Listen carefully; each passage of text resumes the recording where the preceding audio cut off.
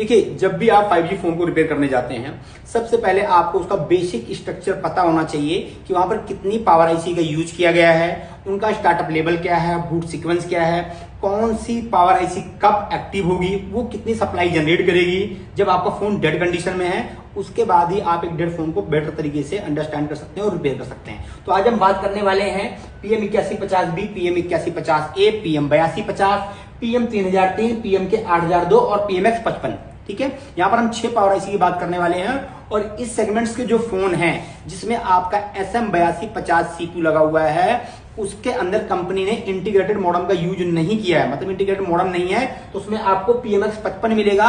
और ये जो पावर आईसी है ये बेसबैंड सीपीयू के लिए यूज की गई है और इस पावर आईसी का यूज, इसका जो बेसबैंड सीपीयू है वो आपको आईफोन 12 सीरीज में भी देखने के लिए मिलेगा। ठीक है, देखिए हम बात करते हैं सबसे पहले PM8150B के बारे में। तो PM8150 जो आपकी चार्जिंग आईसी है, मेन चार्जिंग आईसी होती है जो कि बीपीएच जनरेट करती है। ठीक है, उसके बाद है PM8250 जो कि आपकी मेन पावर होती है और मेन पावर ही सीपीयू से कम्युनिकेट करती है, सीपीयू से बातचीत करती है और सीपीयू को ये पावर ऑन रीसेट प्रोवाइड करती है। उसके बाद सीपीयू इसको पीएस होल्ड देता है, तब जाके हमारी जो सप्लाई है वो होल्ड होती है। उसके बाद है PM8150A। PM8150 जो है कुछ बग सप्लाई बनाती है, एलडीओ के लिए भी बनाती है वोल्टेज, और ये खासकर मेन बीओबी बनाती है जो कि आपको पता है जो बीओबी है, बीओबी लो बैटरी को सपोर्ट करता है। ठीक है, मैंने आपको बताया हुआ पहले भी कि बीओबी लो बैटरी को सपोर्ट करता है।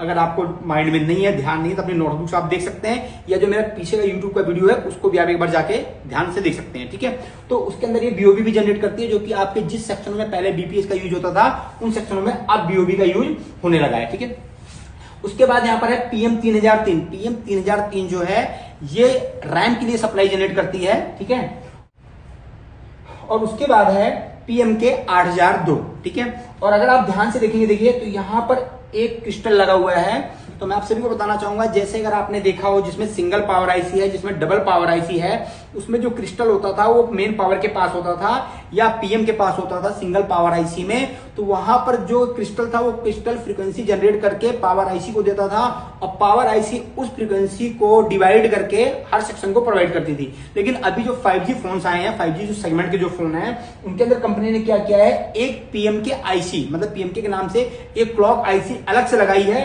अब सारे क्लॉक ये जनरेट करेगा, जैसे आपके एसडीआर के लिए, वाईफाई के लिए, ठीक है, सीपीयू के लिए और पावर आईसी के लिए भी क्लॉक यही बनाएगा। उसके बाद ये सबको सर्व करेगा। ठीक है, इस चीज का आपको ध्यान रखना है। नेक्स्ट है PMX55। ठीक है, जैसे मैंने भी आपको बताया कि जो SM8250